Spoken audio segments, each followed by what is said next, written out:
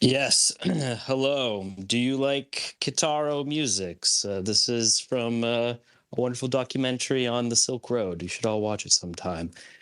But we're going to get started here. It looks like we already have quite a full crowd, so no point in waiting anymore. So we're here today to discuss a New York Times best-selling book by the name of Selective Breeding.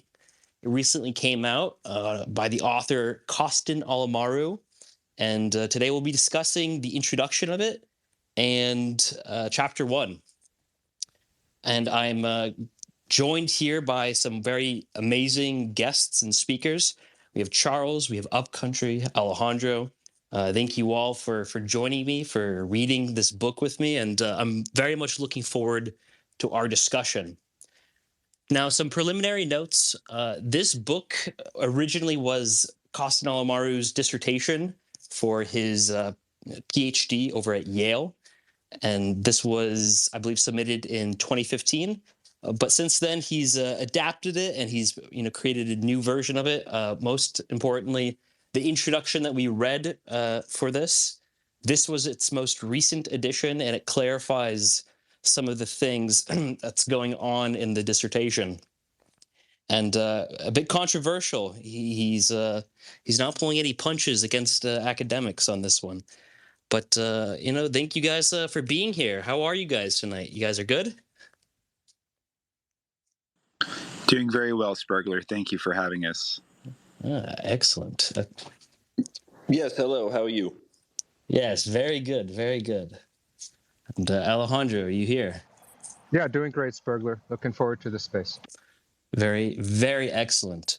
Now, this book it's very interesting. So this is a work, I would say, on philosophy, on anthropology, the classics. It's a bit eclectic in the sense that it has its finger in every pie, it seems. And I think despite the broad kind of scope of this, it does a very good job. Very briefly, I guess we can just kind of get into exactly what the book is about. So fortunately, because this is like a PhD dissertation, we have the gift of academic writing, which allows us to be very clear in terms of what Alamaru is trying to argue here. So I'm just going to read the thesis statement that he says outright. For those interested, this is on page 56, and it bleeds into page 57. And then after this, we can just start discussing. So this is the thesis. I'm reading now. This thesis is an attempt to show that the aristocratic regime and aristocratic morality is the origin of the idea of nature, that at the point at which a historical aristocracy starts to decline, its defenders, in abstracting and radicalizing the case for aristocracy in the face of its critics, come upon the teaching of nature and the standard of nature in politics.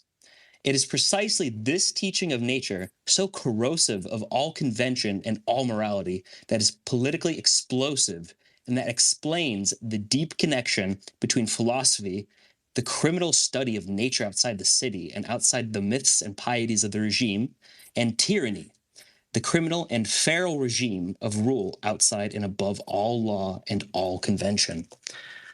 Yes, this is an explosive thesis. Really, he's kind of, scandalizing the origins of Western philosophy as we understand it with this kind of interesting association. So I guess we can just start, going through the line. Can I chime in here, Spargler? Yeah, go for it. Okay, so definitely what you read inside the central four chapters that made up the thesis as it was originally presented, that is the thesis. I guess what I'll add here is that the introduction, which, as you said, appears to be more recent, or at least wasn't part of the thesis as it was presented, has a kind of corollary, which I think the question is this another layer of the same thesis or a restatement? So let me read that, and I'll just read the very first paragraph of the introduction, which is on page 7. The introduction is called Breeding, Foundation of All Law. The sexual market is the pinnacle of every other market. Men in particular are motivated to do only what it takes to secure sexual intercourse with mates of their choosing, and in many cases, certainty over the issue of intercourse, which is offspring. At least for average men, under average circumstances, they're not motivated to work for anything more than this, though of course this isn't the only drive. For both men and women, the striving for access to sexual intercourse, to mates of one's liking, and to opportunities to father or bear children determines every other economic, political, and social regime. And so, as I said, this you could view as the corollary of the thesis that you read, or you could view it as a different layer or a separate statement to be considered separately. I mean, yeah, so it seems like Costin, what he's doing here is he's, creating this new introduction to kind of recontextualize the argument going on in here. And I think you're right in pointing a lot of attention to it. It does really two things. So first, yes, it wants to re-emphasize the importance of the sexual marketplace and of breeding for this whole conversation, that this isn't just a kind of niche historical investigation of the birth of philosophy, but it has some sort of relevance to human society even now. And then second, the way in which Costin is thinking that the social sciences ought to develop toward this more, genetic component of the use of things like archaeogenetics and, differences between groups using genetic research. Charles, you looked like you were about to chime in as well. Yes, I do agree and think it's interesting, along with Alejandro, that the thesis, as stated on page 55 and 56, doesn't use the word breeding, although this has become the new title of the book. I think the original title of the dissertation was something like The Problem of Tyranny and Philosophy in Plato and Nietzsche. And of course, but of course, all of these ideas were in the original dissertation. As we'll get to maybe in another space, the second chapter of the dissertation about nature in Pindar is sort of all about breeding these exceptional human specimens that have an excess of life force.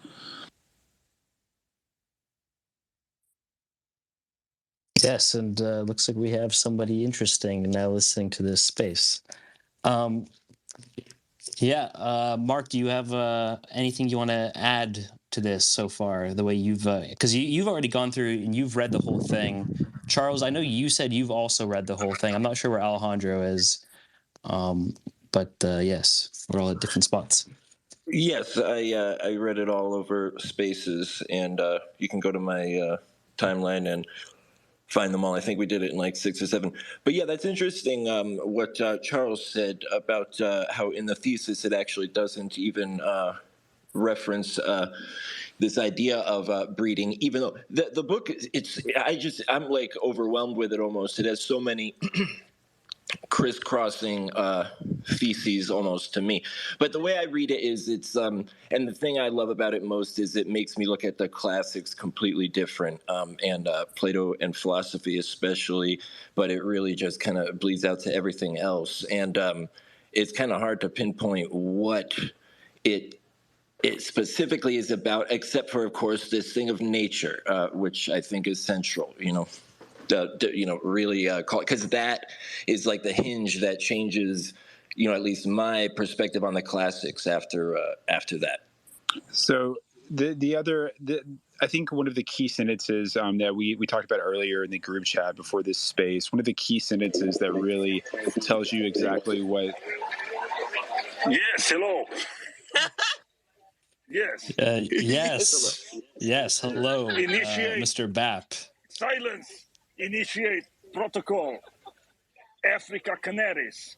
Under Tanzania, there is fault line. You put 20 nuclear weapons under Tanzania.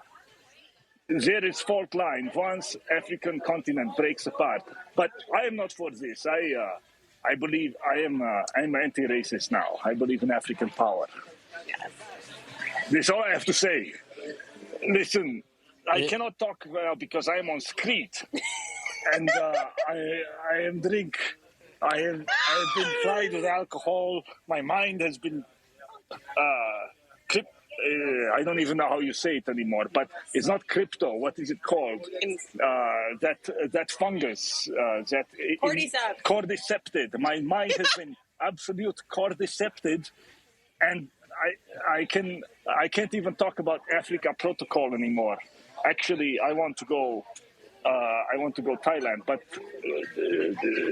What? nothing. Yes, I have nothing to say. My mind has been, Would your guest Homer. Dasha? my mind has What been, about Dasha? my mind has been cordycepted with alcohol and pride. I have. Ask me anything. Well, what do you want to ask me? Yeah. I have one question. Did you, at any point in your long studies, come across this dissertation that we're reading? It seems like it was very influential upon you. No, I think it may be other way around, but this appears to be an interloper who has read my work and is plagiarizing me, and is complete unaccepted. Yes. And I will be lodging a letter with the New York Times and the United Nations in protest. Well, yes, if we can support you in any way, we absolutely will. Yes, death to Costano Amaru. I think so. Say the word. I think so. But listen, ask me anything you would like about Homer or such. I see everyone talking Homer now. I don't know what you want to talk about this. There is a book by Calvert Watkins I've talked about frequently. It's a very academic book, but he mentioned in a few lines that although he has this professorial style, the name is Calvert Watkins. Again, if people want to read book How to Kill a Dragon, you can download from online. But he talked about how Pindar, who is a later poet than Homer, actually preserves much older traditions than Homer does. And so he has formulas that you can find also in Vedic literature, and I think other parts of the Indo-European epic literature in Norse and so forth, to talk about, no, do not listen to background. I'm being sabotaged.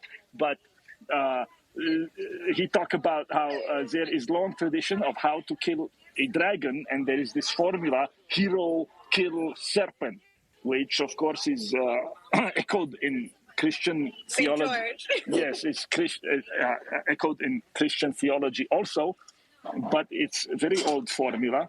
And there is interesting Valorian society interpretation of what this means, which is that the ancient Indo-Europeans, call them Aryans for shorthand is better, they found collectivist communes, the pre-Aryan commune that Nietzsche talks about in Genealogy of Morals, Essay 1, Chapter 5.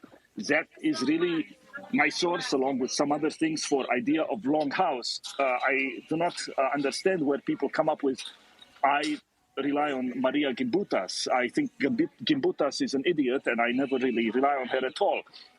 But if you look at this Genealogy of Morals, Essay 1, Chapter 5, and Robert Ruiz and certain other topics, sources I mentioned, the idea is, excuse me, I'm being sabotaged, and I'm quite drunk as I talk. Someone has supplied me with alcohols.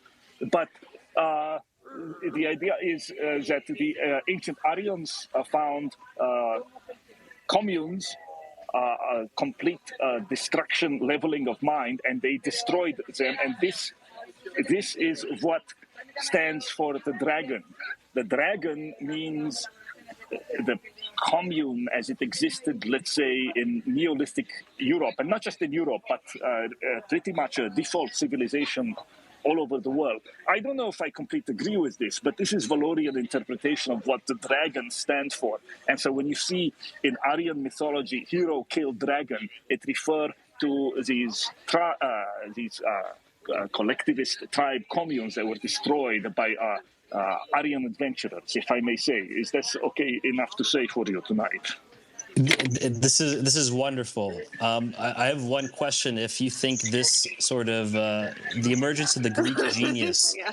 can other peoples also do this and undergo the can't. similar process of the emergence of physis? I think it is Do you possible. think? Sure. I just think that the Greek people are really the first to have, the first in this cycle of civilizations, because I believe there were countless others that we don't remember in Doggerland and elsewhere. But in this cycle of civilizations, maybe the reason Greek culture, so to speak, Greek philosophy is universal is because the Greeks found this idea that they could improve themselves over many generations into something better. And yes, other peoples have done so at times inadvertently, but the Greeks did so half-consciously. And so, yes, I think other people could have undergo same process. Modern Europeans did too, in part. This is Nietzsche's great claim that the French resurrected this idea in love of women as opposed to the ancient Greek love of men, but that the French did so and invented idea of romance in this process. I don't know. This is very nice. Yeah. I don't know if your foids will have anything useful to say to us, but some people are asking me if Homer would support TND. I don't know what TND means. Maybe this is Tuesday night drinks. Listen, but yes, this touchy topic, and I am too drunk to discuss this now. I will say this, that probably Homer himself would, but if you read later Greek thinkers, maybe, I don't know, if Herodotus says some things about the Ethiopians and so on that maybe should not be repeated on this and so on. So I don't know if they would all agree. But the Greeks thought actually the North Europeans and the Africans were very similar in their behavioral suite, let's say. They thought their stereotypes about both of them were very much the same. Yes, this is very important. The continuation of these quote-unquote stereotypes, they're very consistent over time. This gives them some credence.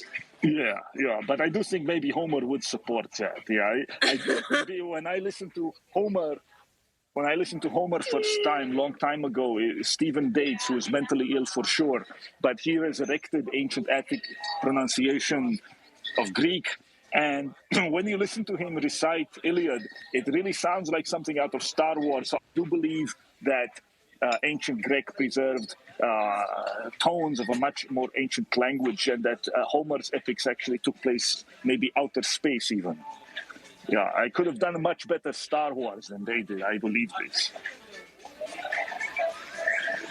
Yes, Aldebaran. Yes, it calls.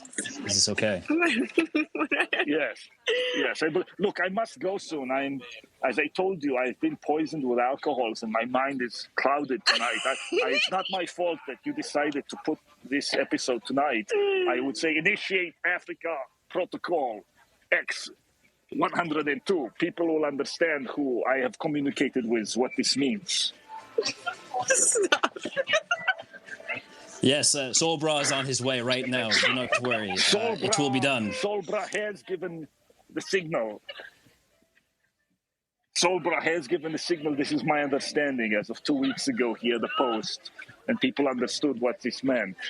Preparations are already being made. This doesn't mean this is very good. I don't mean anything. People are trying to get me to be a political activist, but I'm a very moderate man of peace. Listen, I must go. It's not my fault what I'm saying tonight. I cannot speak clearly. I've told you my mind. No, yes. Accepted it. A cloud has come over it. Yeah, do not incriminate yourself anymore. Do not worry. I will take the flak. It's okay. I am your shield. Yes. I say unto you, yes. Yes. Look, I must go now. I cannot strike. No, thank you for stopping by. We appreciate it very much. Oh my God. What are you guys talking about? Dasha, is it true that you offered me money for a woman of ill repute here in Belgrade? Yeah, I was just kidding. That was a joke. I didn't mean that, but if you're... Yes, that wouldn't be very Christian of you, no, huh? exactly. It's not. Wouldn't be very Christian of me. And but I just, whatever. It was something I said to amuse myself. It doesn't. I didn't mean it. And yes, I didn't realize you were. I didn't realize you were frankly, down so bad. Okay, I didn't realize you couldn't afford a Serbian prostitute. So I just no, and you see, now I am the Serbian prostitute for older women. They use me. This is Oh, you've become a I'm ramp boy. You've abused. become a ramp boy now. That's good. That's a good path for you. Wait, I don't like this anymore. It's turning on me. No more foids. No more foids, please. You're unemployed. No, I said no more foids. I hear you loud and clear. Unemployed. Okay. Well. Okay. Okay. Good luck, you guys. Thank you. Bye. Thank you. Have fun. Thank you. Okay. He left on his own volition. Okay. Well, it's always nice to be graced by such a kind-spirited fellow like that. It was quite the interaction. What were we talking about? Yes, I'll attempt to get us back on track. Although that was a marvelous visitation from a divinity. It was a blessing. That's what I say. Yes. There's a key sentence at the end of the dissertation, actually, in the conclusion, in which, let's see if I can find it here. Yes, he says, Costin writes, the thesis has connected two separate claims. On one hand, the claim by Nietzsche that philosophy and tyranny has its origin in a decaying aristocratic regime, right? Okay, so Nietzsche is saying philosophy and tyranny emerge as twins out of a decaying aristocratic regime.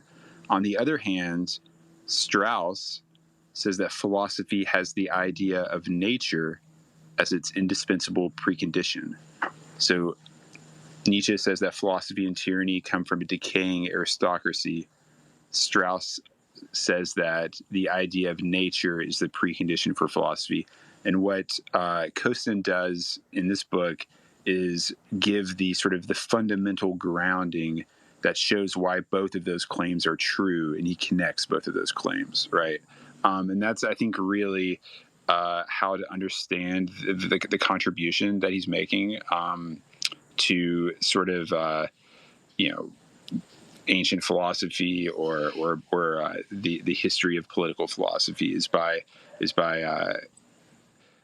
going back and unearthing Nietzsche's sources for making this claim about the peculiar characteristics of this decaying aristocracy, and then also kind of connecting it to the way that Strauss thinks about philosophy, and how the idea of nature is a necessary precondition. And Spargler, if you want to, I can just go ahead and talk a little bit about what the significance of the idea of nature is, but just by glossing the concept of nomos.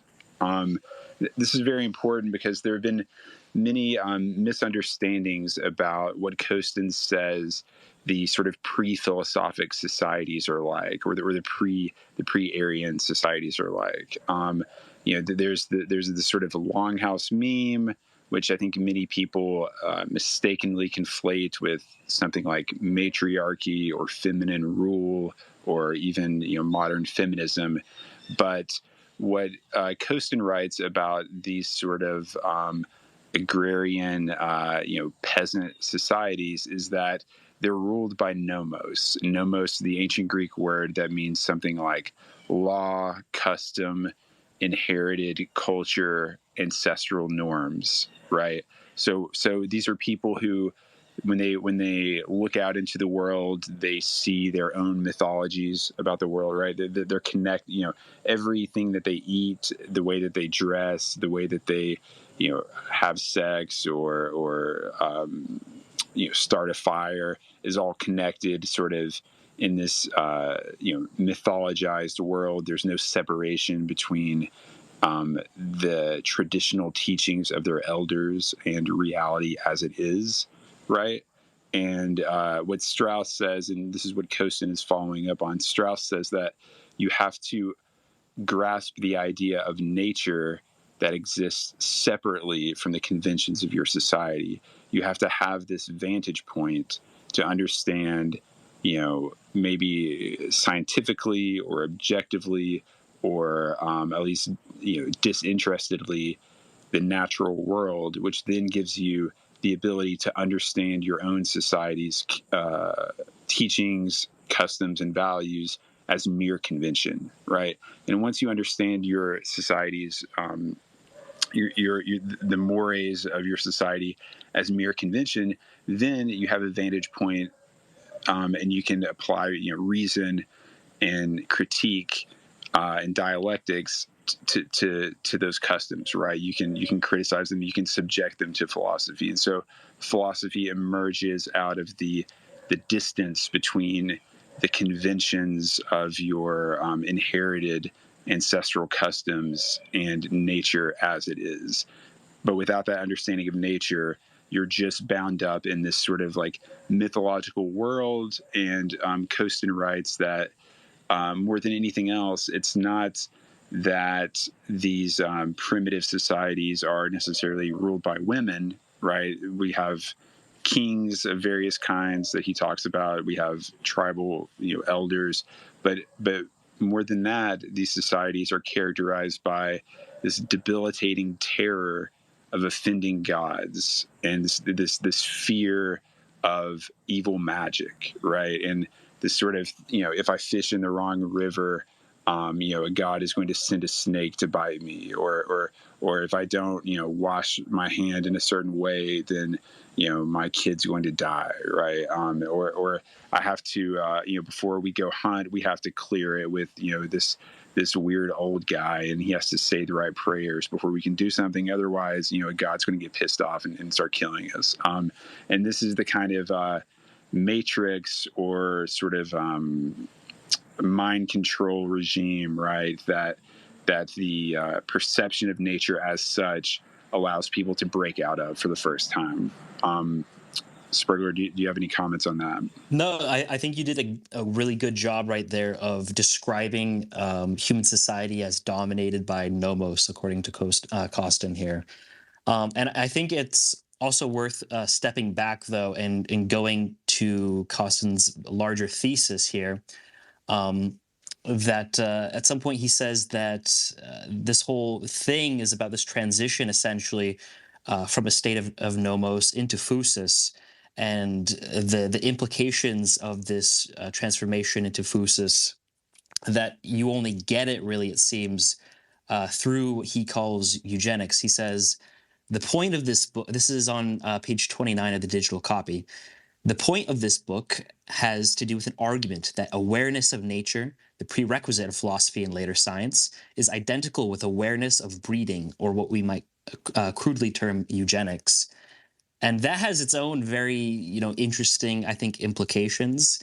In a footnote later on in that paragraph, he talks about how some authors, I think it was it Giorgio Agamben, who kind of connects this to like the secret meaning of Western politics as it culminates in Auschwitz, and this sort of thinking. And he has like this sort of tension.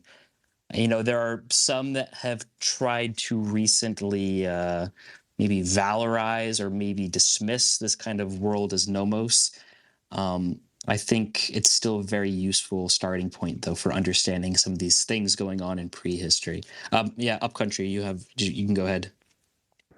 I was just going to say on top of what Charles said, how it's also interesting how he brings in Drews, and how this idea of nature, it's the source is, again, in this thesis, is the aristocratic regime, and it must come from outside and impose itself on a nomos in order to actually like activate this idea of nature. And that it's really interesting to think about which one comes. I mean, I guess we know which one comes first, but this idea, I like to think about that, about which is coming first here, the aristocratic regime or the aristocratic morality, because it says both here in the thesis. And I don't know, just putting that out there.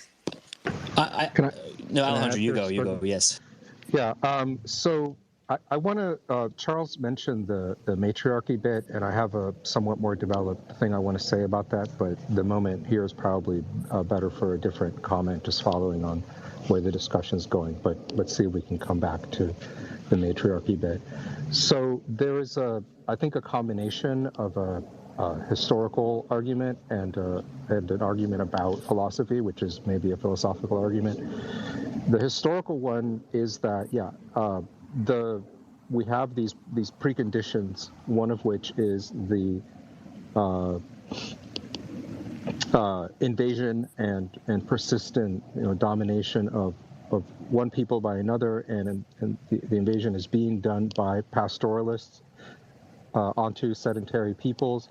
The pastoralists bring with them a sort of utterly predictable concern with animal husbandry and breeding of animals. So that's one part. And then the other part is that as a result of the hierarchy set up by the domination of the sedentary people, their, let's say, whatever they brought with them in terms of this concern for animal husbandry leads to an observation about the difference between the peoples that persists in breeding. And so the question of nature doesn't arise, physis doesn't arise abstractly at first. It arises in this very concrete way. And it is from there that the let's say, more abstract philosophical questions come up, right? Before anyone just says, well, what do we mean by physis? Or what is physis as opposed to nomos? There's already some inchoate, let's say, everyday sort of pre-philosophical understanding, right? And so I think that's a sort of simplistic way to put it, but that, I think, boils down the combination of a historical argument and a philosophical argument. Yeah, because it's really truly embodied. Like he even mentions like how like different like the skeletons are of the docile people versus like the wild people who become the aristocracy after they've grafted themselves upon the sedentary peoples. It's visually apparent, and in his argument he's using a bunch of different examples of different pastoralist peoples, including the Hutus and the Tutsis. And this is an interesting one where he's mentioning the differences in height, in visage, in diet, in recreational activities, while the Tutsis are a much taller people, more, I think, prone to warfare and kind of traditional aristocratic ideas and things. While the Hutus are more agriculturalists, they're not pastoralists at all. They're kind of just like another Bantu people that tend to eat grains and starches. I guess not grains in their case, but just starches. And this has a kind of like an effect on their bodily appearance. They are kind of malnourished in a lot of ways. So yes, I guess this is like where exactly this goes back, I suppose, to Upcountry's question about like the origins of some of these aristocratic ideas. Like this is at least like the starting ground, this apparent difference that some of these members of the aristocracy must have seen when they were noticing how different they were from the others. And I think later on in chapter 1, Costin is saying, or sorry, maybe should we call him Dr. Almaru?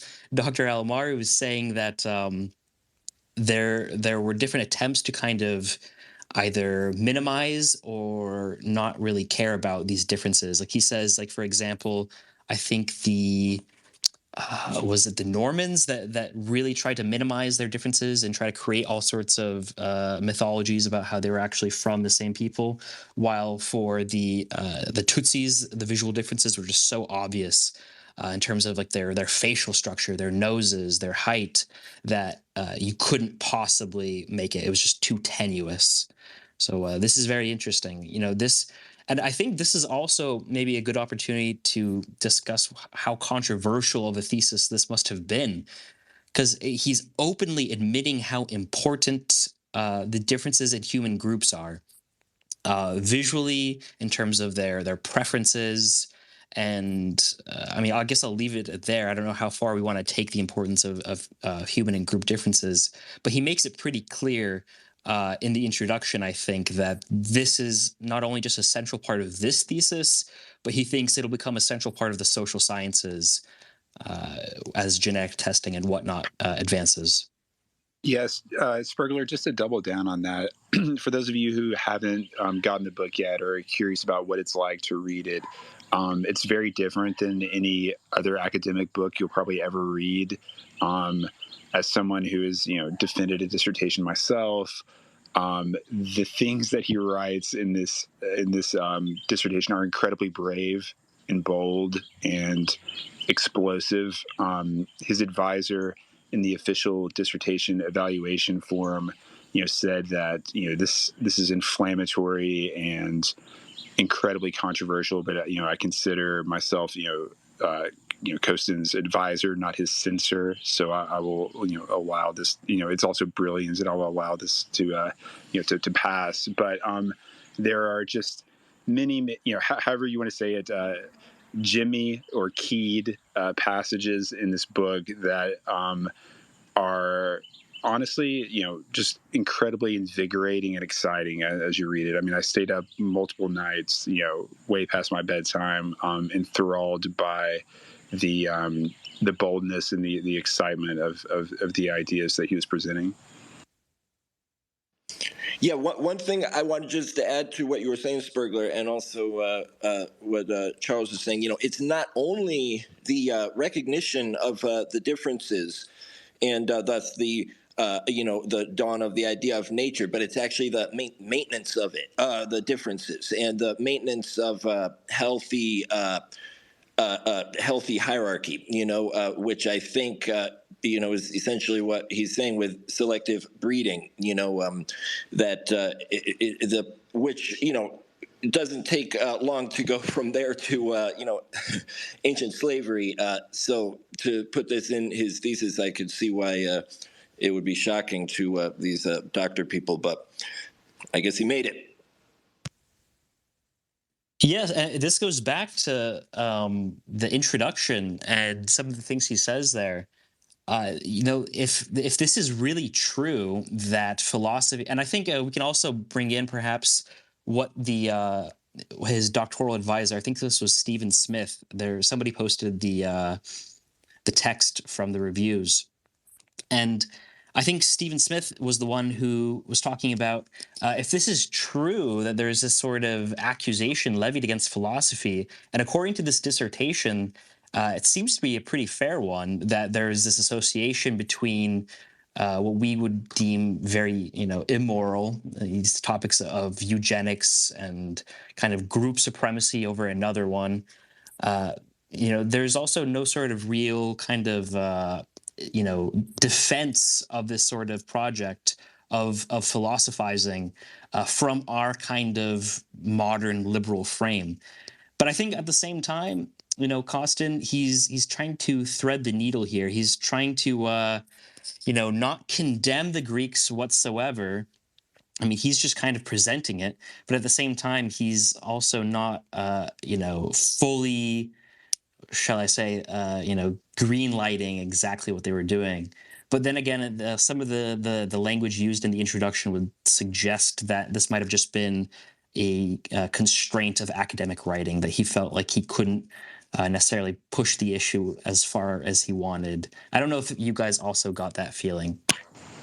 Well, yeah, there are many places in the dissertation where he's pushing up against the conventions of academic writing, where you can tell that Kostin or Dr. Alamaru is putting perhaps his own beliefs or endorsing beliefs, but being careful to put them in the mouths of others, or to let others speak for him, or to say that, can you believe that Plato is saying this disturbing thing, and things like that.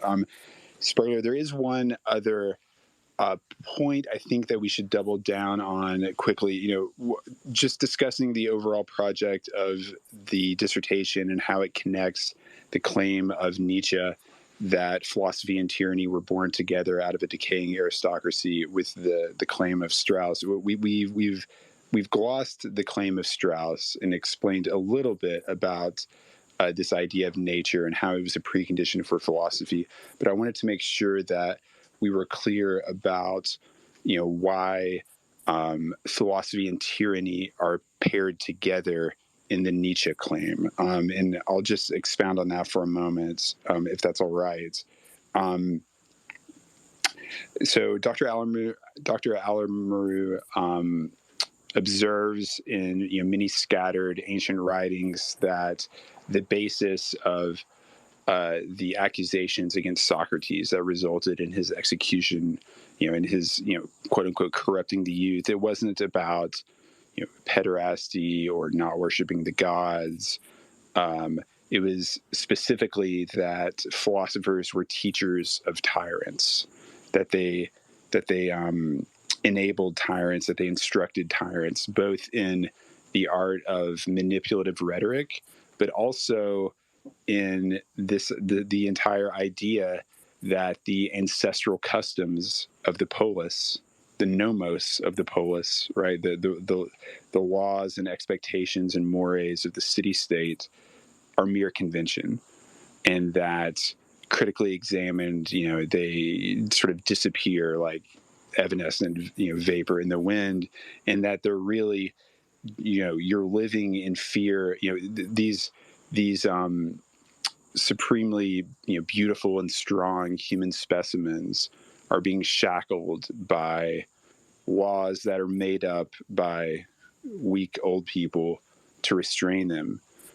But if they study philosophy in the right way, they can learn to liberate their minds and their wills from this nomos and pursue their own ends, while at the same time using rhetoric to, sort of, achieve those ends, right? And so the reason why philosophy and tyranny are born out of the decaying aristocracy is because these aristocracies are sort of, once they lose their vital power, once they start to kind of dissolve and sort of become a little bit diluted and watered down, these democracies, these democratic regimes are established, and they view the aristocrats with much more skepticism and envy and hatred. And philosophy is meant to both defend the aristocrats by saying that, oh no, we're, the philosopher is on the side of the good and the right and the moral and the just, while also secretly smuggling in these old doctrines of this sort of unbridled, powerful aristocracy, right? So he says that Plato's dialogues are, meant to defend Socrates from the accusations that philosophers are merely teachers of tyrants, while at the same time also teaching people how to be tyrants. So denying it on the one hand, but also doing the same thing that he's denying on the other hand. And so the philosopher and the tyrant are sort of twins of each other. Both of them have freed themselves, but through the study of nature, through these generations-long breeding programs, through the training and discipline of their bodies and minds, have learned to free themselves from the sort of, vague, shapeless morass of the nomos society, and are free to be who they really are. Yeah, let me chime in here. That's great stuff, Charles.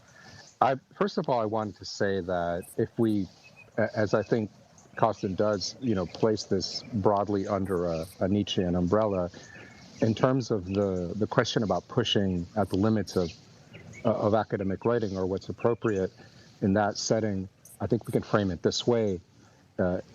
Even when Nietzsche posited that perhaps what underlies or precedes morality is not itself moral, or at least that there's a distinction between kinds of moralities. And that this is, I think, where Upcountry was hesitating earlier with those two phrases.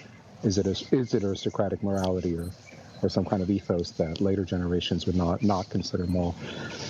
Simply making the statement as a historical or philological or philosophical observation is not the same thing as saying, well, therefore we must be in this way immoral or cruel or what you will. That is a separate statement, and that may even be the writer's sentiment. But I think for the sake of discussion, you have to separate them.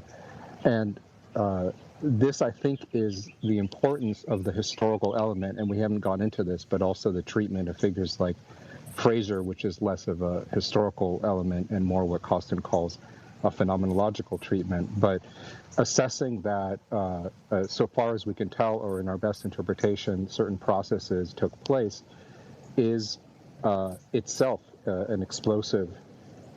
Even if all you are doing is talking about knowledge, the question about where else that leads is equally important. But I think, to me, at least provisionally, it's a somewhat separate question. And the let's say zealous overstatement would not have served the case in terms of this particular project. I think the writing is appropriately judicious. One other comment about what happens with philosophy and tyranny, and this is more directly a response to Charles. It could be that we aren't so much invited to see them as, we are invited to see them on these Nietzschean lines as strange twins. But it also could be that we're invited to see them as somehow deteriorated forms, or you could say last-ditch attempts to save or preserve an older ethos or an older morality in the sense that I was saying. And that, I think, is quite provocative.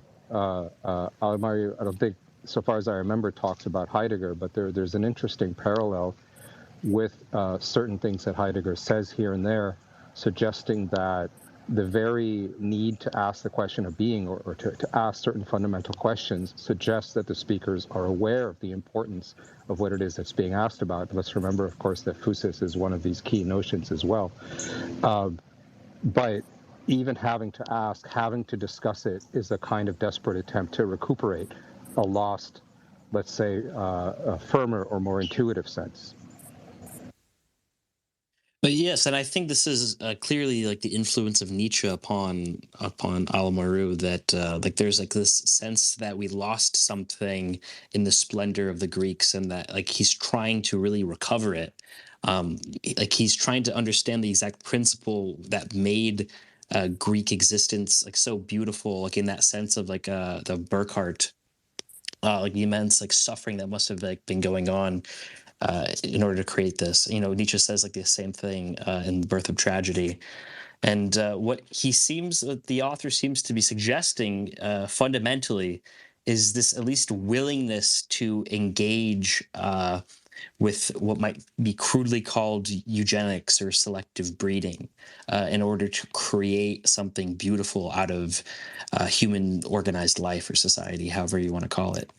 But this is, I think, but still, he says in the introduction, just even without his own kind of personal beliefs or polemics, all those sorts of things aside, that he thinks that had he published it a year later, that he might not have graduated. That like there's this sort of very hostile culture or hostile culture toward this sort of like approach that focuses on these differences, even if like you're not engaged in any sort of value judgments, like merely like pointing these sorts of things out, just very uncomfortable for people to deal with, and especially because it might actually lend some credence to people that say that the Western tradition is tainted at its very core. So this is the sort of thing I was thinking about, at least. I have a further comment on the Nietzsche question, which is very interesting. This is the last chapter of the book, but he talks about Nietzsche in the introduction, of course, as he gives an outline of his overall argument. But what's interesting is he says that so Plato, in response to the democracy's persecution of Socrates and other philosophers, and their continued campaigns to remove tyrants, that Plato had to sort of cover up the true meaning of philosophy, right? He had to pretend that it's all about, even though, as we know, Socratic dialogue is all about this sort of skeptical dialectic chiseling away at people's sort of common sense and received notions, right? Which is exactly the attack on the nomos that Kosin identifies. Plato has to cover up this role of philosophy and hide it so that it can continue to survive in a more clandestine way.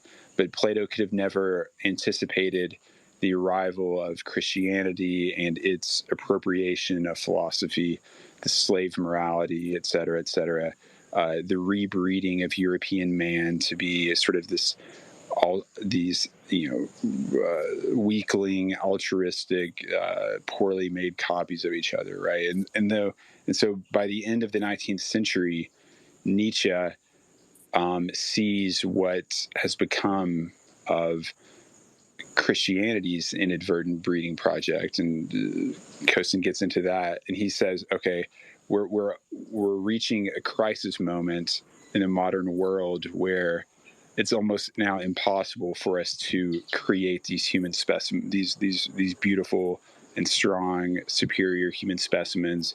It's almost impossible for us to have true philosophy and really criticize the conventional morality of, call it Victorian Christianity, and because it's almost impossible for us to create these human specimens and to criticize this morality, it's impossible for us to have philosophy, and it's almost impossible for us to live life as humans were meant to live it. And this is why Nietzsche decides to pull the veil off again. So if Plato has put the veil over what philosophy's true meaning was, Nietzsche has decided that by the end of the 19th century, we have to, the only way to rescue philosophy and to maybe create a possibility for a new philosopher or call it maybe a new tyrant, is to expose philosophy's true purpose once again. And this is why the Nietzschean reading of Plato is so interesting. And this is a sort of an alternative or maybe a longer kind of historical narrative that kind of runs through the book, but isn't always sort of at the forefront of the argument. Yeah, going off of that, I wonder to like what extent he wants something like this Nietzschean idea of like the founder of a people, that sort of like genius who's able to kind of craft a people toward a specific idea he has in mind, something that only like the genius himself can see. And he talks about the importance of these individuals, these lawgivers. I think like Numa Pompilius, and he lists them all somewhere. And is this sort of thing even possible in our time? Can these sorts of breeding practices be reestablished somehow?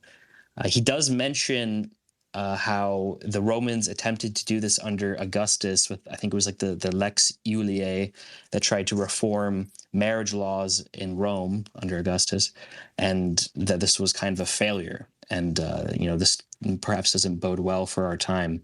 But it just makes me wonder, like, what sort of things we have at our disposal here in ameliorating our fallen condition. Well, it's interesting. He says how it's very interesting. He says, it's in times of decadence and kind of moral chaos and exhaustion, as Nietzsche said, that these are the conditions that are like most conducive, actually, to the emergence of some kind of genius. I have kind of a question about that. You know what I mean? Like, I'm not sure exactly what to think about that. And I actually have this other question. I'll just tack on to it since we were on the topic of how Nietzsche, he says I believe in chapter 1, he says, or maybe it's the introduction, he says, I all of this stuff is more or less you can find And elsewhere, I'm not putting any too many new ideas out here, except for I believe that I've seen something possibly that Nietzsche didn't see at the time. And, I'm just wondering what you guys think that was. Is it this Christian? But I mean, it's obviously not the Christianity thing, but this is interesting to me. Do you know where in the book this was so that I can read it? I don't, because I didn't do my homework that well. No, that's okay. But it's in there first, I it. believe, introduction, I think. Possibly the original contribution that Kosin's mentioning is his reading of Pindar and the way that he brings out what the sort of original pre-philosophical aristocratic ethos was.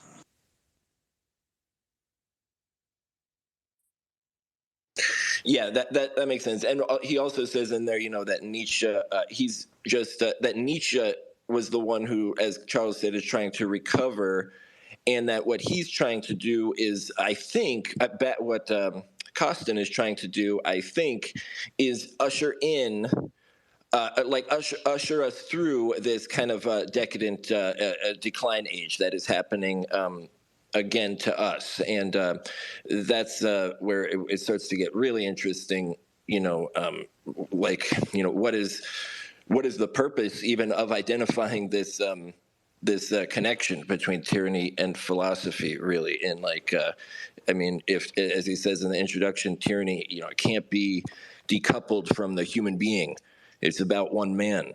So, if the whole purpose of the thesis is calling attention to this connection between tyranny and philosophy, it's just very interesting to think about what that means for us.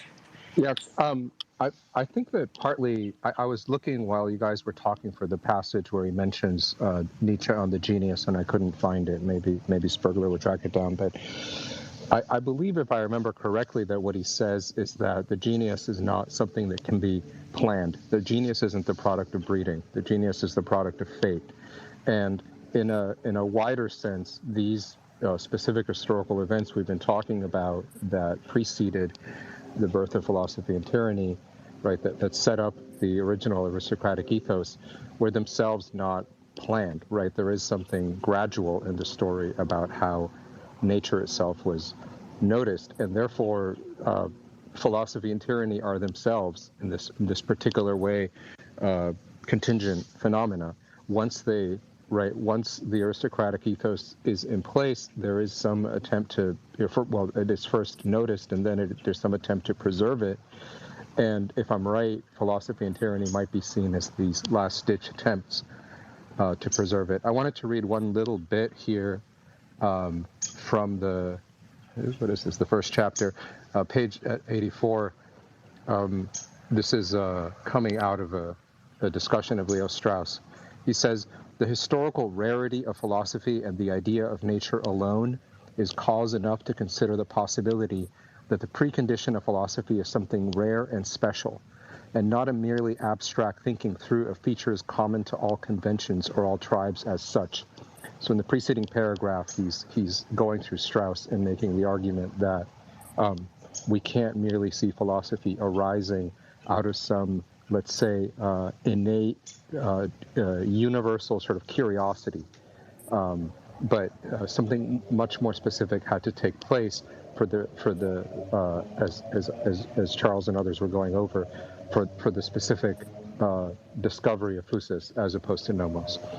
Okay, so picking back up, bottom of 84, obviously the alienation, but also the confidence and the intellectual sophistication to question tradition in the first place, plus a certain amount of freedom, must precede the precise form of questioning. Strauss, perhaps for good reason, only deals with the form the questioning takes, but it is not conceivable that Thales could have come upon the concept of nature, let alone publicly expounded it, in a society that was under the total and absolute rule of one ancestral custom and that lived in permanent terror of magic. So I think that, this is interesting on its own, but to connect it back to the previous conversation about Nietzsche, I think Nietzsche himself had this conscience because he also combined philosophical questioning with historical and philological research. And so he had, and he emphasizes in many places how utterly contingent some of these events that we take for granted actually were. So the very possibility of asking these questions at all, let alone setting up any kind of political or social program, depends on a number of things that are out of control. And it is curious, right, that the initial observation of nature is not realizing that human nature is completely plastic, but rather the other, that there are very firm boundaries and limitations to human nature, and therefore that this breeding is a very arduous process. It isn't like, I mean, just to give a comparison, it isn't like the 20th century idea of social engineering through propaganda that's so dear to leftist regimes, where the human mass is just taken to be, rather plastic, and if you want to declare that there's a new Soviet man or something like this, you have confidence in the techniques needed to social engineer it. That is not an idea of something that is rare and special.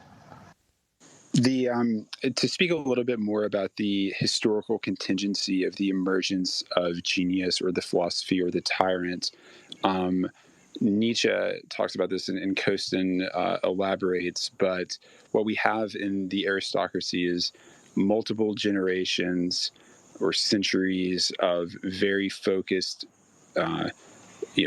rituals, like for example, the Olympic Games and war and various other competitions, the Greek Agon, which identify beings that have greater amounts of foudra, which is nature, right? This vital life force, right? Those people are bred together, trained, and originally, when we go back and we think about how the aristocracy conquers the sedentary farmer population, what the aristocracy is trying to do is breed the strongest and most beautiful people to ensure its own preservation. So they're bred for war, and for centuries and many generations, this is their purpose, and this is what all of their energy and an immense amount of pressure is put into these people to help them accomplish this task. When the aristocracy starts to decay, and the aristocrats are no longer allowed to dominate their social inferiors, their energies are freed up for many other things. They start to dissolve, and where before perhaps they were being bred like thoroughbreds, right? Like German shepherds, right? To have a certain kind of uniform characteristics and uniform excellence. In the decay of the aristocracy, they sort of multiply out into many different prodigies, many different sort of forms emerge. You could think of this the scattering of this energy and the sort of the relaxation of the strictures put upon their nature, allows them to go in many directions. This is why high culture flourishes when the aristocracy is decaying, because no longer allowed to monopolize the state or war, they're free to create art and things like that. And this is why the tyrants and the philosophers you can't breed a tyrant or a philosopher exactly.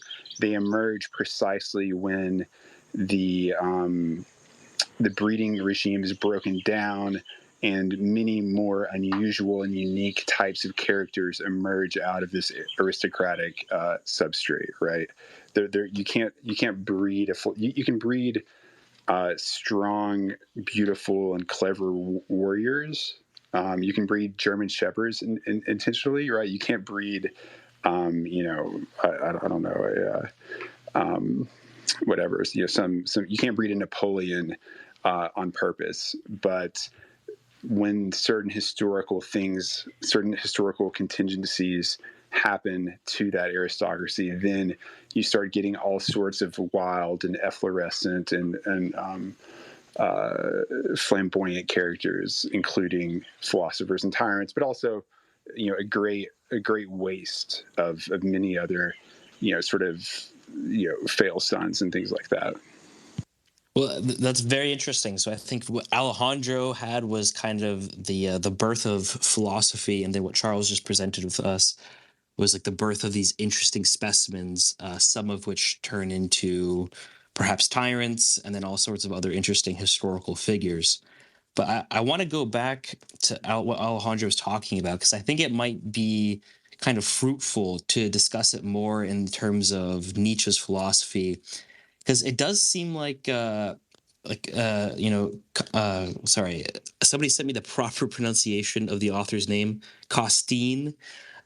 Costin's saying here that there's this necessity of a difference between two groups of people that have to be put aside, put side by side in order for this kind of realization to happen. I think Alejandro is completely right that the author is saying that the sort of naive curiosity is not really the birth of philosophy whatsoever.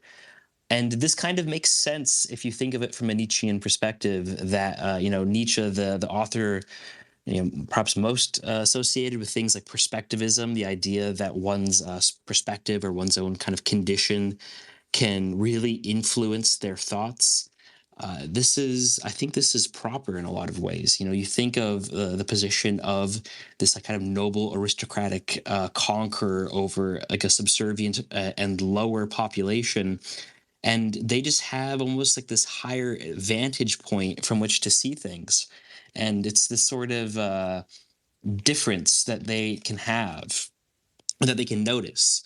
But like, why doesn't like the lower rung of society also notice this difference? And why couldn't philosophy also emerge from the other end? And perhaps it has something to do with some sort of perhaps resentment of like the top that kind of clouds like their understanding. I don't know if you guys have any thoughts on this, Alejandro. Is this the direction you were kind of going? That's one of them, certainly. And if I don't have the page right in front of me, but there's some interesting hints as to whether there is a kind of transformation between different, let's say, social subgroupings that would retain not simply a broader difference of caste or ancestry, but retain the spirit of the warband. And two possibilities might be the sects, the mystery sects, and another possibility would have been the kind of societies that evolved into what we came to call philosophical schools. So the idea that there's a certain kind of knowledge that is not public, but is maintained by some kind of fraternity, some kind of elect group, and that even if there is some kind of exoteric public version of what it is they're doing, there's a strong role for initiation that marks out the participants as being of a different status in terms of their knowledge and their perspective. Yeah, I think I have the selection right here. I'm going to read this. You tell me if this is right. The youths saw themselves as wild dogs or wolves and inhabited by the wilderness outside the bounds of tribal convention. The warband was mythically associated with shapeshifting externality, the transgression of boundaries between the dead and the living, and so on.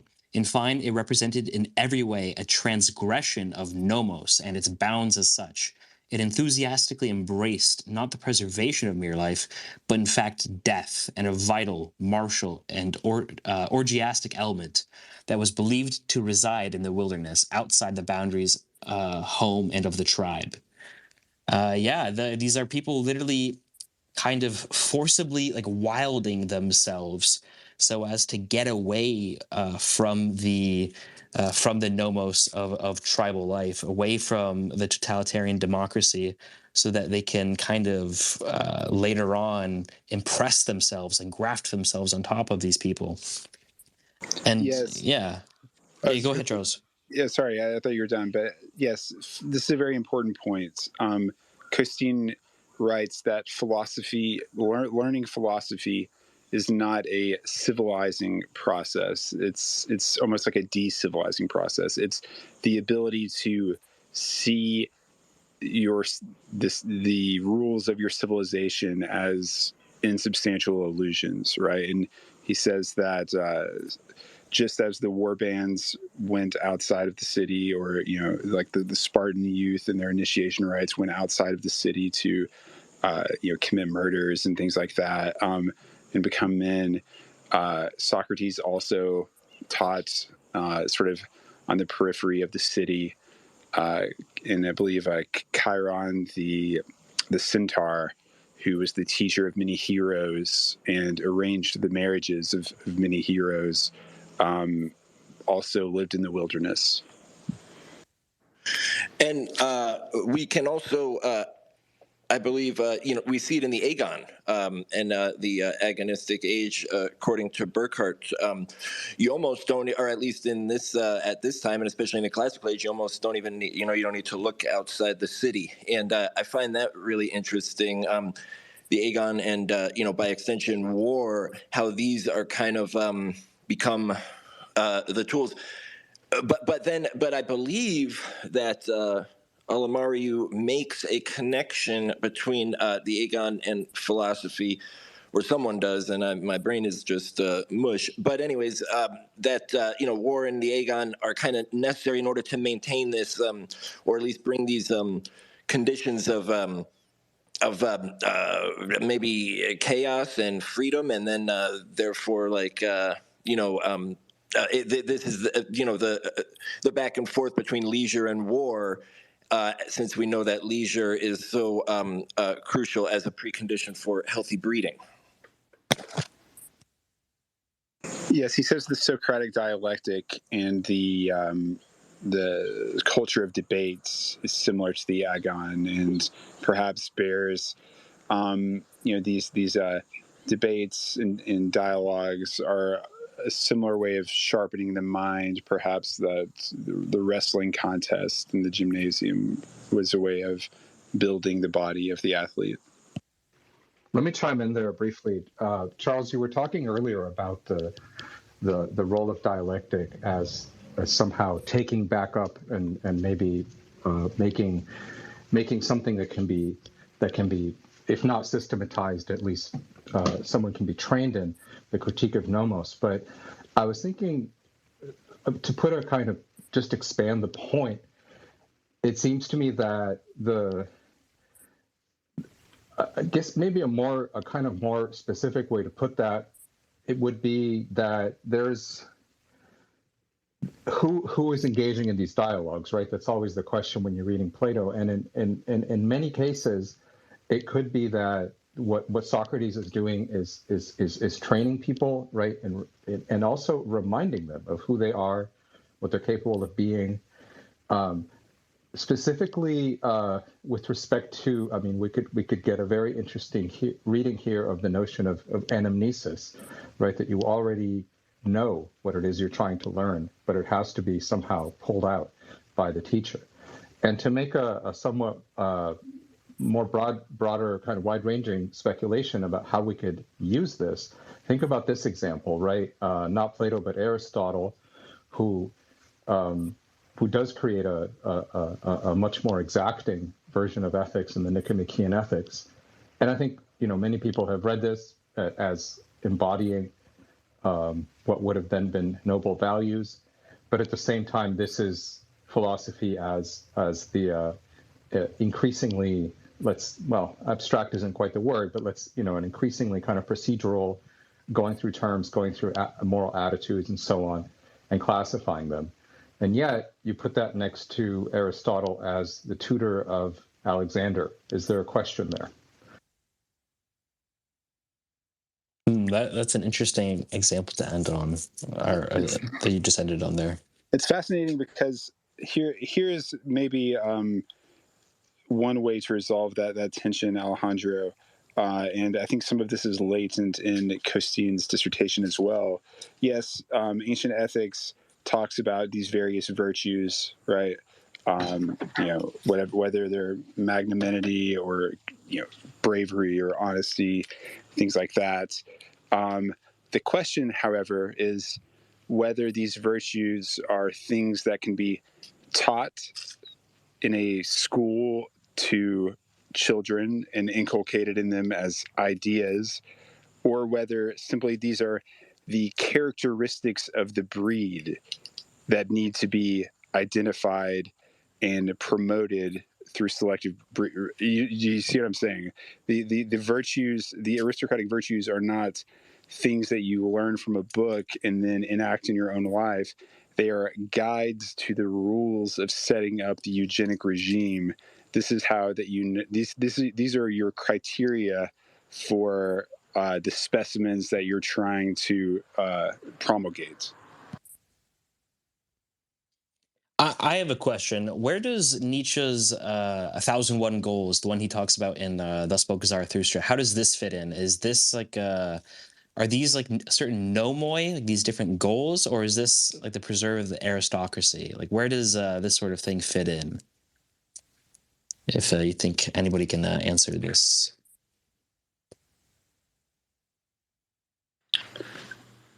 I don't have that book in front of me. I can pull it off the shelf really quickly, though. Let's see. I'll try and find. Let's see. 1001 Goals. It's the nice part about having a digital copy is that I can just search for the word very quickly. So one of the things he mentions, so he talks about for the Greeks, you shall be the first and excel all others. Your jealous soul shall love no one unless it be the friend. That made the soul of the Greek quiver. Thus he walked the path of his greatness. But essentially the idea of the 1001 Goals is that these kind of different cultures, I think he has in there, the Greeks, the Persians, the Hebrews, and the Germans, maybe I'm missing one, and that they all have like their own kind of, well, the way I understood it, like they all have like their own nomoi, their own kind of like convention of like what a man should be, and breeding men toward these different goals. But this is kind of strange because, you know, it also seems that in this dissertation that nomoi are understood as the preserve of like this docile tribal people. So is this just like I don't know, Alejandro, can you help me out here? Yeah, let me give it a try. Okay, so first of all, the lawgiver corresponds to the figure we were early calling the genius, right? The lawgiver is not a product of breeding. I think that the way to look at this would be that in most cases, the lawgiver becomes a sort of mythical ancestor or god figure, or you don't even know their name, right? So the nomoi are left behind, right? I mean, in some cases, yeah, okay, it's Moses, but what's the distinction between the actual historical Moses and Moses as the figure who appears in the Bible, and so on? It wouldn't be breeding in most of those cases because the nomoi shift attention away from nature. It's this one special case in which it isn't so much a matter of the lawgiver setting up the customs and the laws and so on, but rather something that is paradoxically a kind of break from that.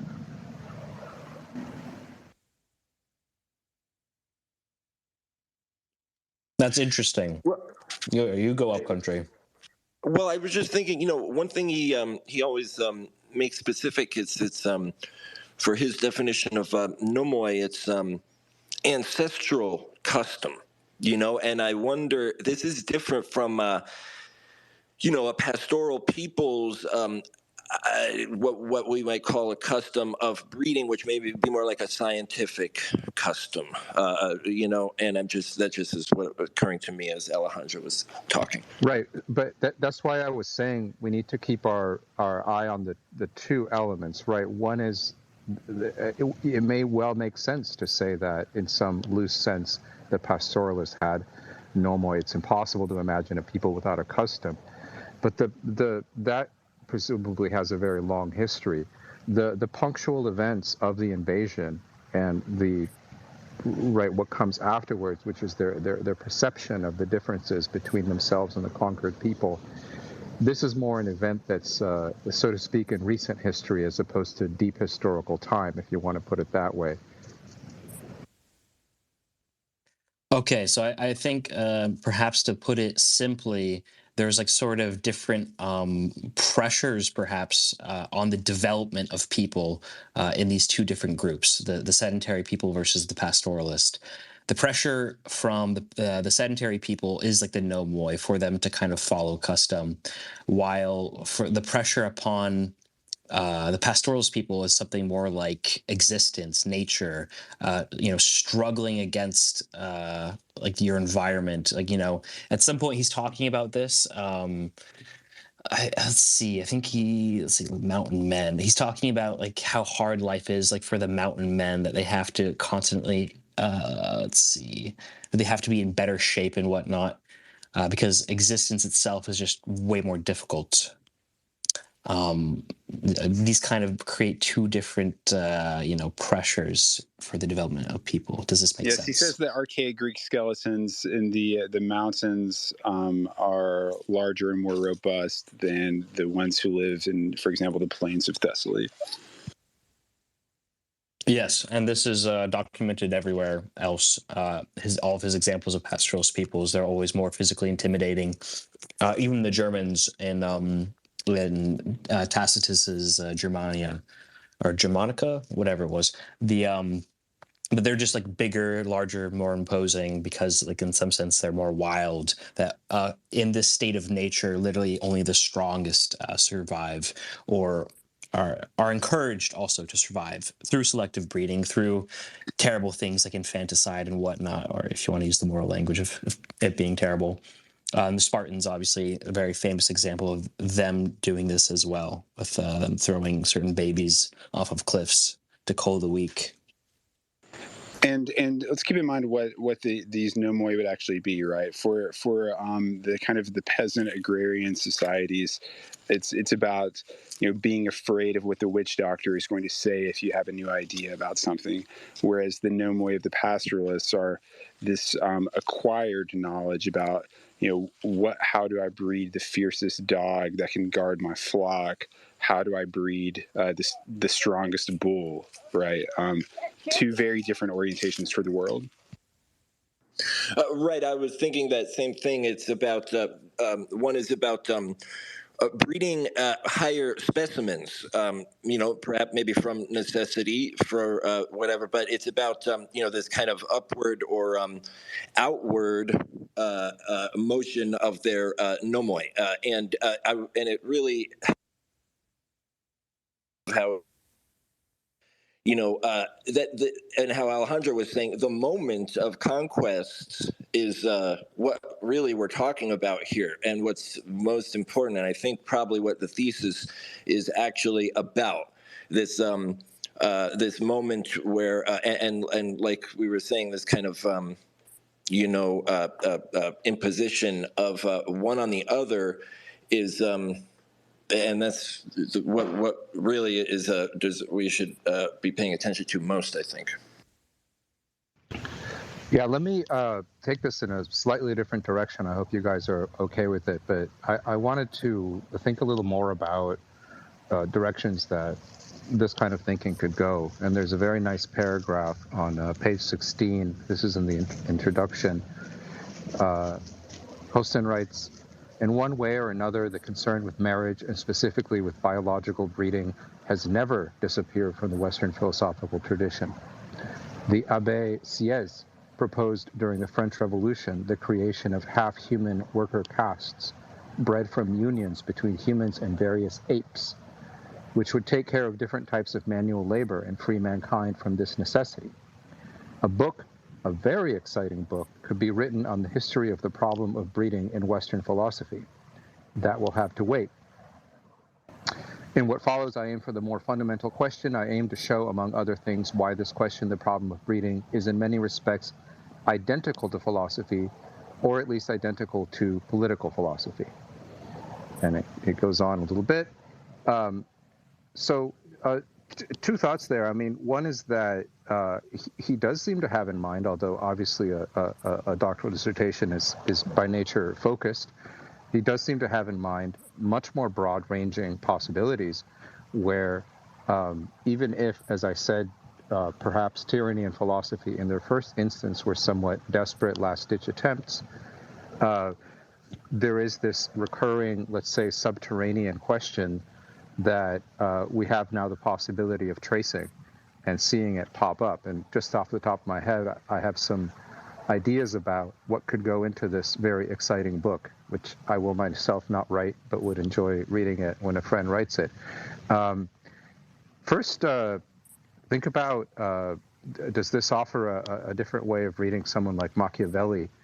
Isn't Machiavelli perhaps someone who, in his own way, rediscovers physis as virtue? Another figure, because here we had this curious bit about the Abbé Sieyès, which I'd never heard of before, but it made me think of Gobineau, and I guess you could say controversial, but very provocative attempt to understand civilization as something that cannot be taught. And I think that would compare interestingly with these theses.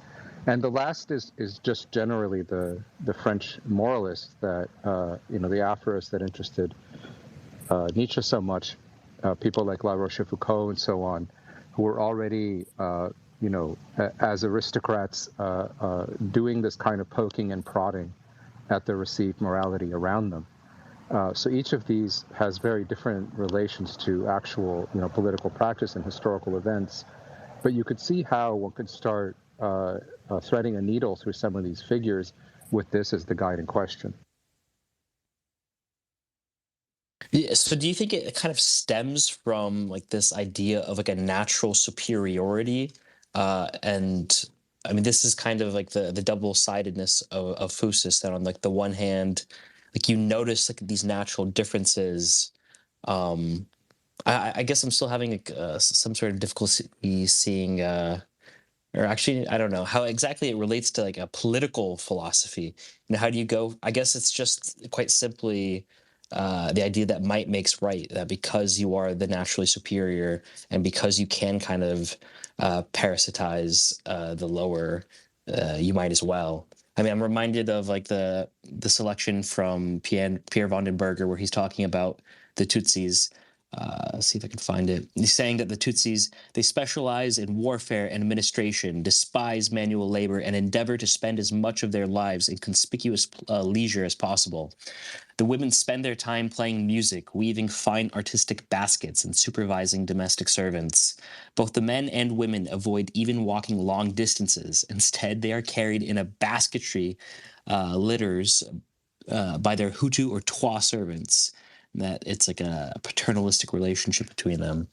I mean, yeah, it's a very, I guess, going back to what Costin admits himself, that it's a very explosive thesis, that the sort of realization that people have that allow them to kind of subjugate another and to install themselves as aristocrats is the same precondition for the birth of philosophy, the same noticing of nature, I guess, and natural differences.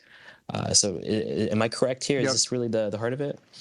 Well, I think that what you said there at the beginning about might is right is basically whenever anyone articulates some version of that, it's important to keep an eye on them. I don't think they're all equally interesting or valuable, but it does seem like that, let's say, immoral proposition, whenever it is stated, in different ways, we should keep our eye on it.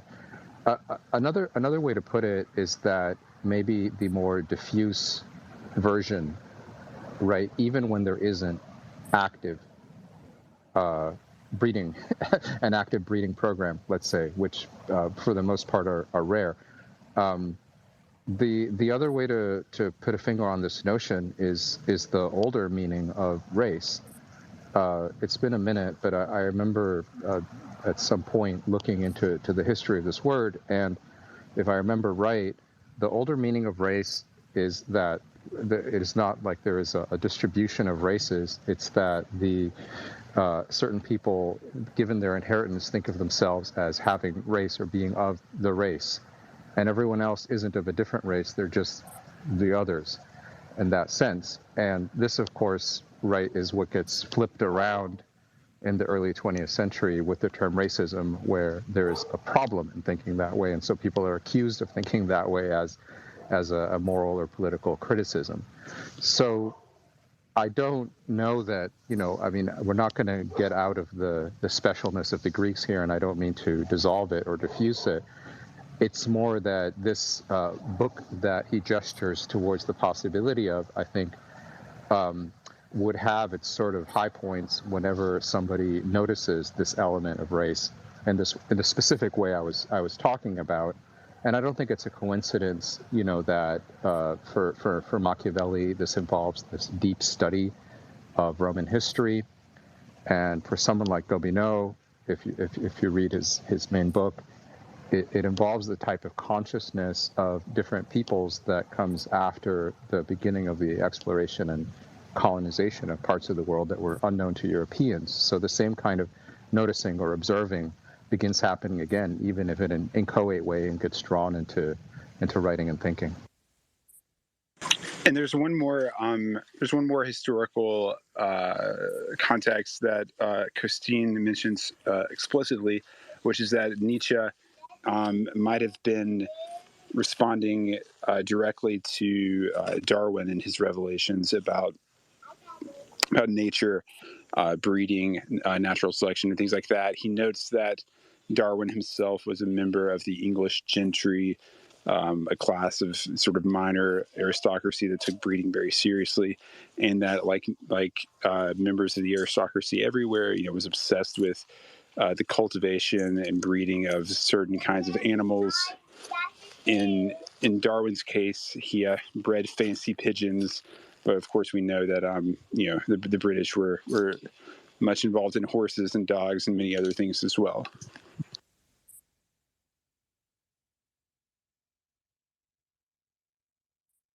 Yes, maybe it's worth mentioning now the point at which Costin talks about Plato's uncle and how he, let's see, I don't know if I can find, was it Plato's uncle that was breeding the fancy peasants, or sorry, peacocks?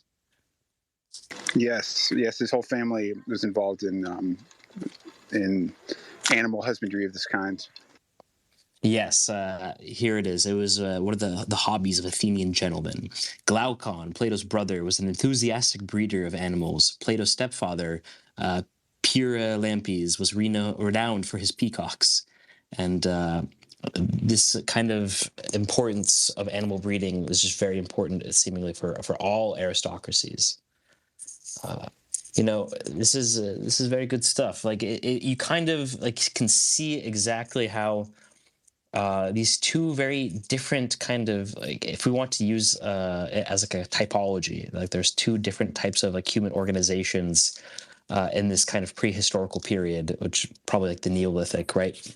Like that dominated by nomos, the kind of like tribal existence of like the fundamental, what does he call it, like the fundamental democracy or the totalitarian democracy, that leads to like kind of one sort of perspective on the world, while this more wild nomadic pastoralist one, you can really see exactly how they get this this intuition of race and stock, because I mean they're literally dealing with it on a day-to-day basis as like they raise animals, in the generations of animals. Like this is important for them and their livelihood to have very good horses, for example, that have a lot of endurance, and a stock of sheep that can withstand the cold.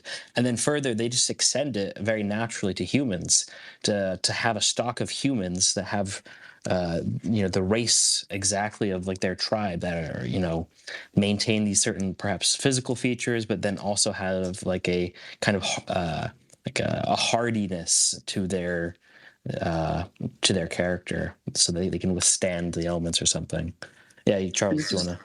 Yes, this is what's so interesting about Pindar when you read his victory odes, which are all in celebration of athletes who have won contests at the Olympics and the Pythian Games, the Nemean Games, the Isthmian Games, etc. They're never about the individual athlete per se. There's very little description of how the athlete won the contest or what the athlete looks like. It's not a modern sports highlight reel by any means, and instead by far the emphasis is on the genealogy of the athlete, the previous athletic successes of his family, his descent from what clan and perhaps what heroic deed in the distant past in his city gathered up the favor of the gods to bless his lineage and things like that. And you see these athletes more as strands or lines extending backwards in space and time, connecting them to these clans than you see them as individuals. Yeah, I think we're getting to the point now where we're, or at least I am just thinking in circles now. I'm going back to the Nomos, like the tribal versus pastoralist distinction. Is there any any threads that people want to pick up on before maybe we move to like a Q&A type thing?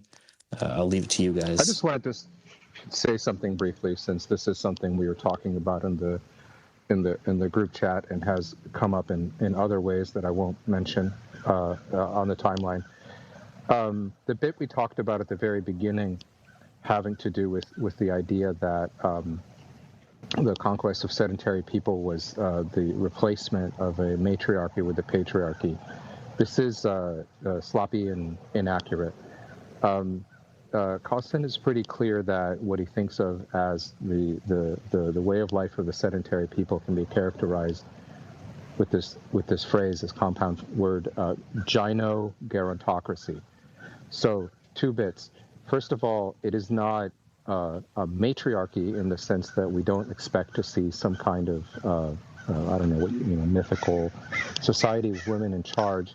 A gynocracy is not a matriarchy, and our friend Athenian's here. He did some excellent spaces a while back on gynocracy, so I would send you there for that discussion. But also, let's not forget the gerontocratic idea. So much more likely, this is what you get in the first part of the first chapter, among other things, in Costin's very interesting reading of Fraser, is that more likely these societies had these sort of what you could call weak kings or symbolic kings that held a kind of ritual role, but the actual power was held by some council of elders. So we can debate this point, both in the method he uses to approach it, and in terms of how likely we think this is. But there's no claim here about matriarchy. The word does not appear in the book. And if you run across any, as Athenian likes to say, scribblers making this claim, this is what you need to say to them.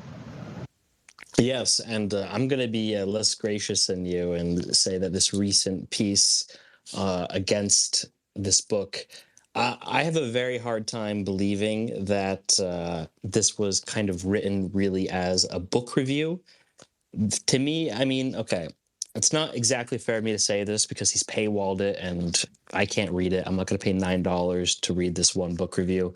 But he did also put out, I hate to give him the free publicity, but he did put out like a podcast where he basically went over what he was talking about in the review. So I feel like I can speak on a little bit. And I was right in my guess that he was basically arguing that that Costin was some sort of secret Gimbusian, that he was taking the ideas of Maria Gimbutas about this old European matriarchal culture that was kind of upended. And it really seems like he's trying to taint by association the ideas here in this book, supposedly, with this kind of feminist framing of things. And yeah, Alejandro's right. This isn't really a fair approach, because not only is it that Maria Gimbutas is not actually the originator of this idea, she's getting it from Bakunin, who's much older than her and this predates her, and it's not exactly a feminist thing.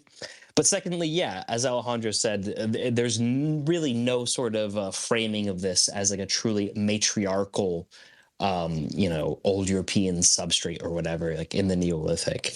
That's just not at all how it's presented.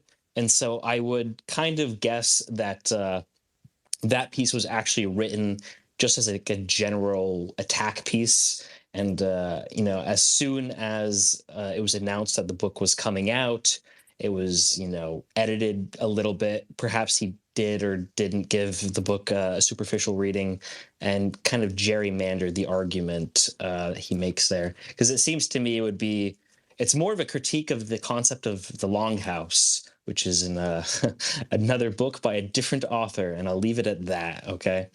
I don't know if either Charles or Mark want to go off of this, but we can start perhaps taking questions from the audience. Yeah, good to take questions. Okay, right now we have only one person requesting to speak, and I'm going to do this like one at a time. So you'll come up here, you'll give a comment, give a question, and then we'll respond, and then we'll move on to the next. So we have Crypt connecting. I don't know. It looks like he's having some sort of connectivity issues. I'm going to move on to the next one.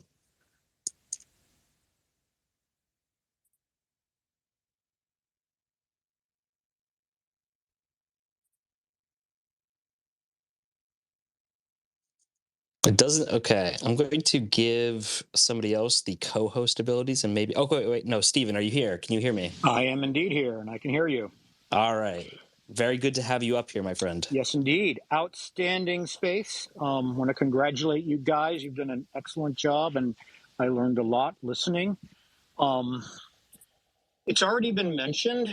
Alejandro and Charles went into it a bit, but I wanted to touch a little bit more, just for my own sake, try to clarify this in my mind, on the idea of nomos. And it seems like in the book, nomos is being, and you guys have already said a lot of this, but just to frame my question, nomos is being used in a fairly particular way to characterize the agricultural societies that the pastoralists then came and entered. And you've already said that, like, the pastoralists may have had a nomos of their own, but that's kind of different because it's more based on, animal breeding, etc. And all of that makes sense. But where I want to kind of flesh that out a bit is if you then go forward to like the classical period, of course you have like Sparta and like Kyrgos, the lawgiver. So the Spartan regime is, you could say, based on a nomos of its own. And then very prominently, Plato's last work is nomoi. It's the laws, where he's, from a philosophic perspective, kind of exploring this whole notion of the laws for a best practicable regime. So I guess my question is,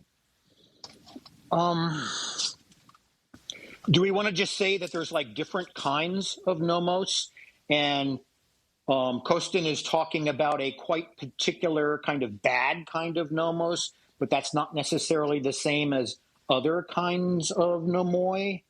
Or how do we kind of want to parse that in terms of talking about it? Let me just give it a shot, Sure. Stephen. And I don't want to go on at length. I'm just trying to prod you.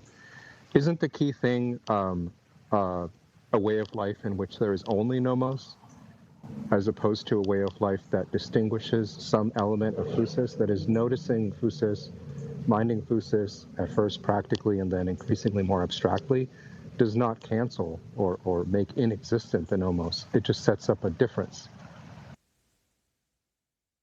That is excellent. I think that's an excellent way of looking at it. So in other words, it's not that phusis cancels or eliminate nomos, it's that it changes our relationship to it and perhaps purifies it, perhaps allows for the possibility of a nomos that we would not want to condemn, that would not have a kind of negative valence. Is that right? Yeah, I think that's right. And I think you're also, I appreciate that you're pointing out the particular way in which nomos is being used. Let me just quickly just read a couple of sentences here from page 84. This was the discussion of Strauss that I jumped off from earlier. Strauss claims that the idea of nature is partly conceived of as the result of the fundamental distinction that could be drawn between, quote, the things made by man and the things not made by man. But this is obviously a strange remark, for it is clear that one must be able and allowed to see this distinction as fundamental in the first place. But under, another quote from Strauss, the absolute rule of the ancestral, such considerations are blasphemous and treasonous.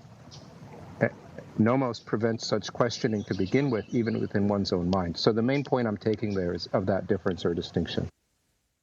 One further comment too, the nomos and the way that Costin uses it is this in sort of inherent, it's from the gods, it's inherited custom, it's fundamentally superstitious, not made by man, but simply supposed to be the way things are.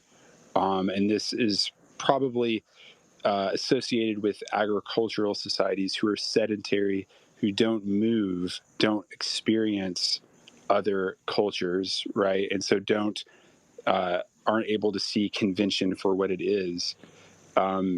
Whereas Lycurgus is clearly creating a law. And so I would kind of say that, yes, maybe perhaps the statutes created by a human ruler can fossilize into a kind of superstitious nomos after many centuries, if you're recognizing that there's a difference between being afraid of eating a certain plant on a certain day of the week, and the difference between that and recognizing that, hey, this very wise lawgiver created these rules that we're following because we've figured out that this is the best thing to do. There's a pretty big distinction there. Yeah, I'm with you, and I get that that's how Costin is using it, but I want to still press on that a little bit. That's sort of using nomos as almost a special technical term, because certainly when you read it in Plato or other classical authors, they don't necessarily mean it that way. They mean like a Spartan would have just said, yeah, our laws, nomoi. And I get how that's different. But so I guess the only thing I'm trying to get clear about is nomos in this particular, almost technical sense versus the broader use of it in other senses. Yes, I think it's fair. It's fair to say that he's using it in a limited, specific sense. Some of this also might go back to our earlier conversation. Not sure if you were here for that part, Stephen, but we were trying to talk about the 1001 Goals in Zarathustra and the role of the genius lawgiver. And it seems that the semantic field of the word is wide enough that it could encompass both anonymously handed down customs that one follows unthinkingly, simply because there are ways, and it could encompass a specific law code handed down by a lawgiver whose name is known and who's associated with it. And that seems to be a pretty significant distinction. Thank you. I'll leave it there. Yeah, that helps a lot. Thanks, guys.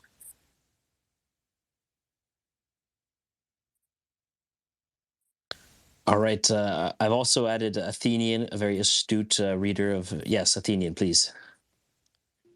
Hey, guys. Great space. Spergler, I will thoroughly thrash you with words later because you started earlier than I was expecting, and so I missed the first 45 minutes. But we can look past that right now. Although I have seen that I missed a special guest appearance, so that's going to add to how much more fury I will include in my rage.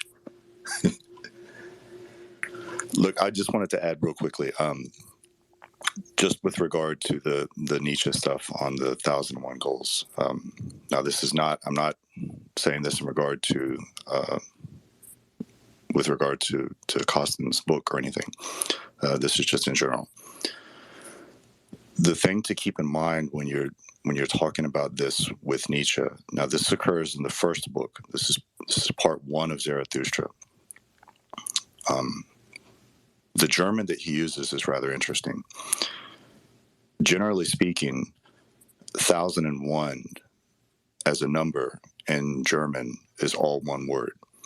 Nietzsche goes out of his way to separate it so that it's multiple words. So it's 1001. In other words, all previous humanity has been the 1,000, and now there's a new one. And so, okay, well, all right, interesting.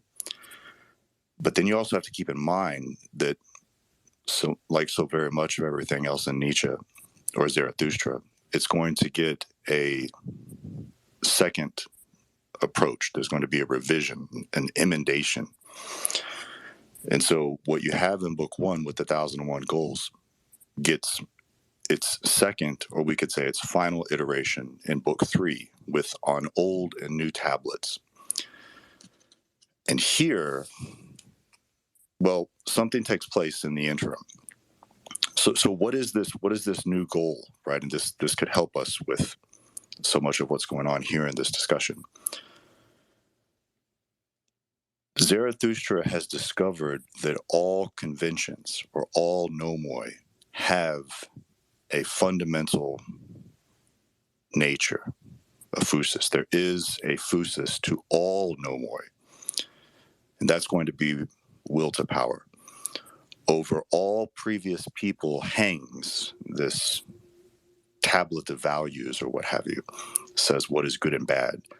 And according to Zarathustra, what unites all of them, despite their great differences, is that they're all rooted in one thing, which is will to power.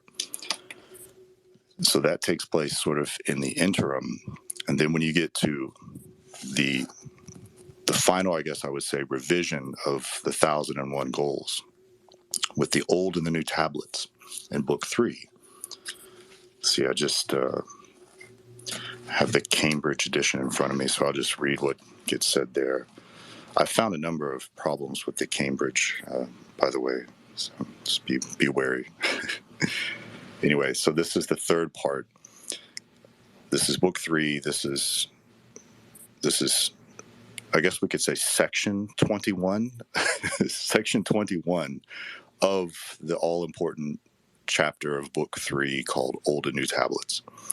And this is how it ends. And one could say that this is going to bring into play the question of what we would otherwise think of as tyranny, along with this issue of, I guess we could say, breeding or something. I don't know.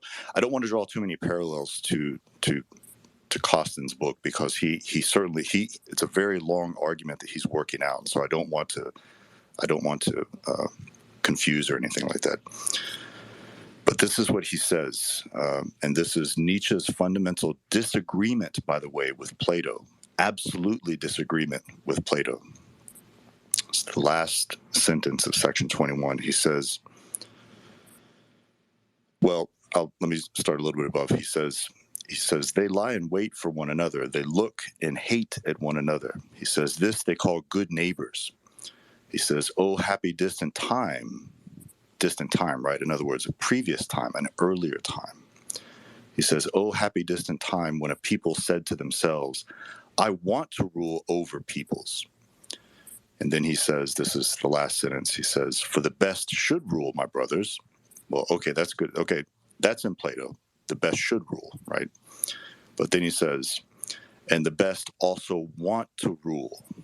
Okay, that's not in Plato.